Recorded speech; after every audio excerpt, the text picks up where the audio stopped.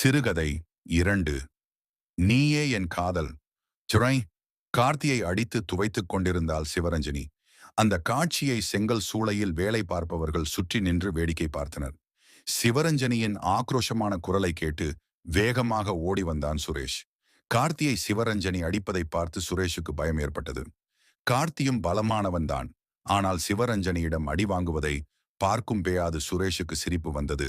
அவள் கொடுக்கும் அடி இடி மாதிரி இருப்பதை பார்த்து ஒரு பதற்றம் சுரேஷுக்கு பற்றிமா கொண்டது. ஒரு வாரத்திற்கு முன்பு நான் சிவரஞ்சனியை விரும்புவதை கார்த்தியிடம் சொன்னேன். அதை எதுவும் சொல்லி அடி வாங்கிறானோ என்று சுரேஷுக்கும் கொஞ்சம் பயத்துடன் படபடப்பு ஏற்பட்டது.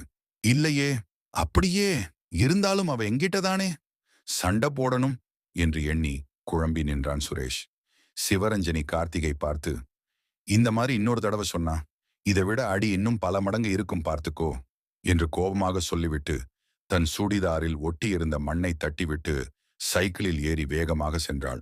அப்போது கண் இமைகளை மூடாமல் வேகமாக போய்க் கொண்டிருந்த சிவரஞ்சனியை பார்த்து கொண்டிருந்தான் சுரேஷ். தன்னை யாரோ தொடுவது போல் இருந்ததை உணர்ந்து திடுக்கிட்டு திரும்பினான் சுரேஷ். பின்னால் கார்த்திக் நின்று கொண்டிருந்தான்.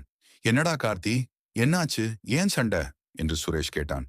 இல்லடா மாப்பிள்ள, நம்ம செங்க சூளையில நம்மளை விட அதிகமான செங்கலை அடுக்கி சிவரஞ்சனி தானே அதிகமா சம்பாதிக்கிறா. ஆமா, அதுக்கு என்ன?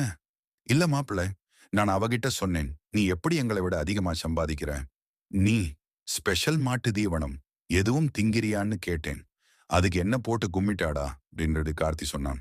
ஏண்டா கார்த்தி, உனக்கு அறிவில்ல? அதை ஏண்டா போய் அவகிட்ட அப்படி சொல்லலாமா சுரேஷ்? உண்மைய சொல்லு, அவ மாடு மாதிரி தானே வேலை பார்க்கறா. ஏண்டா அதுக்காக ஒரு பொண்ணுகிட்ட இப்படியா போய் சொல்லுவாய்? சரி, அதை விடு. சுரேஷ், கொஞ்சம் உஷாரா இருந்துக்க. நீ பாட்டுக்கு போய் நான் உன்னை விரும்புறேன்னு சிவரஞ்சனி கிட்ட சொன்னேன்னு வச்சுக்க, கட்டாயம் இது மாதிரி உதை உனக்கு உண்டு என்று கார்த்தியிடம் சுரேஷ் சொன்னான். சுரேஷுக்கு பயம் வந்தது. ஆனால் அதை வெளியே காட்டிக்கொள்ளாதபடி இருந்தான் சுரேஷ். மறுநாள் காலையில் வழக்கம் போல் சுரேஷ் செங்கல் சூளைக்கு சீக்கிரமாகவே போய் சிவரஞ்சனிக்காக காத்திருந்தான். பழக்கப்பட்ட சைக்கிள் சத்தம் கேட்டு சிவரஞ்சனி வருவதை உணர்ந்தான். சுரேஷ் அருகில் வந்த சிவரஞ்சனி, இந்தா பணியாரம் என்று டிபன் பாக்ஸை சுரேஷிடம் நீட்டினாள்.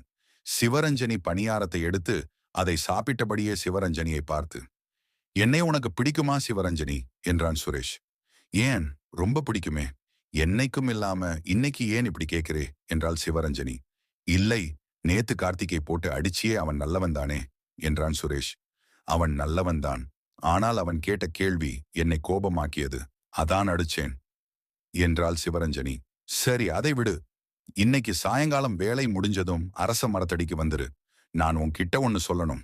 வருவியா என்றான் சுரேஷ். வரேன், சாயங்காலம் வந்துடு என்று சொல்லிவிட்டு தன் வேலையை கவனிக்கச் சென்றான் சுரேஷ். சிவரஞ்சனி வேலையை முடிப்பதற்கு முன்பாகவே அரச மரத்திற்கு சென்று அவளுக்காக காத்திருந்தான் சுரேஷ். காற்று பலமாக வீசிக்கொண்டிருந்தது. காற்றின் வேகத்தை தாங்காத காய்ந்த இலைகள் ஒவ்வொன்றாக கீழே விழுந்தன. காற்று குளுமையாக இருந்தாலும் சுவாசத்தை மீறி வீசிய காற்றை அவனால் ரசிக்க முடியவில்லை. சுரேஷுக்கு வேர்த்தது. அவன் குனிந்து தரையில் கிடந்த இலையை ஒவ்வொன்றாக பார்த்து கொண்டிருந்தான். பிறகு நிமிர்ந்து சிவரஞ்சனி வரும் பாதையையே பார்த்து கொண்டிருந்த சுரேஷ், வயிற்றுக்கும் தொண்டைக்கும் உருவமில்லாதொரு உருண்டை உருளுதடி என்ற பாடல் வரியின் தாக்கத்தை அப்பொழுது உணர்ந்தான்.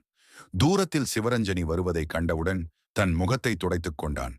அரச மரத்தடிக்கு வந்த சிவரஞ்சனியை பார்த்து, வா சிவரஞ்சனி. என்ன சுரேஷ், எதுக்கு என்ன வர சொன்னாய்? நான் சுத்தி வளைக்கவில்லை, நேரடியாகவே விஷயத்திற்கு வரேன். நான் உன்னை விரும்புகிறேன் சிவரஞ்சனி, உன்னை கல்யாணம் பண்ணிக்கிறேன். பதட்டத்துடன் கீழே குனிந்தபடியே பேசினான் சுரேஷ். அதற்கு எந்த பதிலும் சொல்லாமல் சைக்கிளில் ஏறி வேகமாக சென்றாள் சிவரஞ்சனி.